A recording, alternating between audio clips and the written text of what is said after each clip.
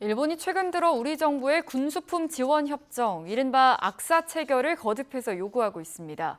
지난 2012년 서명 직전까지 갔다가 논의가 멈췄는데요.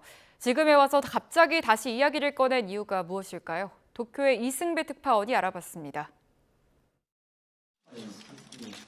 고이즈미 일본 방위상이 싱가포르에서 열린 아시아 안보 회의에서 안규백 국방장관을 만나 한일 군수 지원 이야기를 꺼냈습니다.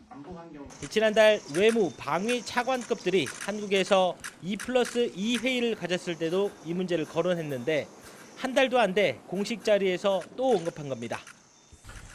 そしてそれは単純な親善のためだけではなく、現下の厳しい安全保障環境を考えたときに必要なことだから我々はこれだけ緊密に合っているということを忘れてはならないと思っています。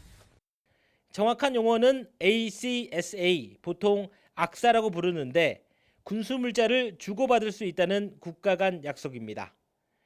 핵심은 후방에서 군대를 먹이고 움직이고 유지하는 군수 지원. 연료나 물, 식량, 옷, 의료 서비스 등이 해당하는데 다만 탄약도 거래할 수 있습니다. 전투기나 미사일 같은 살상 무기는 주고받을 수 없습니다. 10년 전 한국과 정보를 교환하는 지소미아 협정을 맺은 이후 일본은 최근 들어 악사 체계를 강하게 추진하고 있습니다. 후방 지원 내용에 불과하지만 한국과 교류에 애쓰는 건 결국 중국 견제의 목적이라는 분석이 많습니다. 현지에서는 최근에 동맹국에 대한 미국의 태도가 달라진 것도 중요 원인이라는 해석이 나옵니다. 여태까지는 한미일 협조의 그런 그쪽이 축이 미국이었어요. 트럼프 2차 정권이 되니까 너무 노골적으로 동맹이라는 것을 좀 약간 가볍게 보고 미국이 자기 국익에 바탕으로 두고 뭔가 그쪽이 딜하는.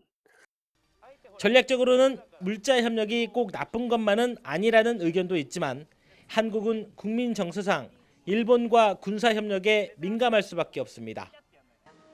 지난 2012년 이명박 정부 때 악사 체결 논의가 있었지만 서명 직전에 불발됐고 이후 10년 넘는 시간이 지났는데도 별 진전은 없습니다.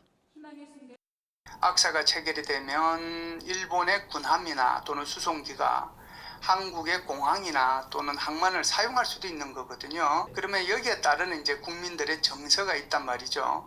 결국은 일본 자위대가 한국으로 이렇게 진출하는 발판을 마련해 주는 게 아닌가. 이렇게. 고이즈미 방위상은 이달 말쯤 직접 한국으로 건너가 다시 한번 국방장관과 만남을 조율하고 있는 거로 알려졌습니다.